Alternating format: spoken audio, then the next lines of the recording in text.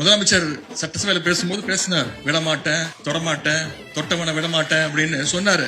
சொன்னதை நீங்க செஞ்சிட்டு இருக்கிறாரு.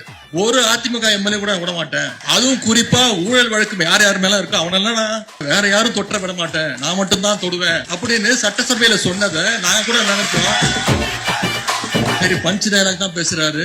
எங்களுக்கு சில நேரம் டவுட் ஆயிடுது, நாம சட்டசபைக்கு தான் வந்திருக்கோமா, ஏதாவது தியேட்டர்ல ஃபர்ஸ்ட் டே ஃபர்ஸ்ட் ஷோ படம் பார்க்க வந்திருக்கோமா? அந்த நிலைமையில தான் இன்னைக்கு சட்டசபை நடந்துட்டு இருக்கு. தூய சக்தி தூய சக்தின்னு சொன்னாரு, தூர்த சக்தினாரு, மற்றும் சிலர் அப்படின்னாரு. பேர் சொல்றதுக்கே கூச்சப்பட்டாருங்க. அதான் நம்ம தலைவர் சொன்னாங்க, தூர்த சக்திகிட்டே இருந்து இழுத்துக்கிட்டு இருக்கீங்களே, அவளுக்கு போய் காஞ்சி போன சக்தியா இருக்கீங்களே அப்படின்னு நம்ம தலைவர் சொன்னார். நம்ம பாஜகவை சொல்லுவோம் பெரிய வாஷிங் மிஷின், இன்னைக்கு அதுக்கு போட்டியா ஒரு குட்டி வாஷிங் மிஷினா இன்னைக்கு இந்த அரசு, தவேக அரசு நடந்துகிட்டு இருக்கு.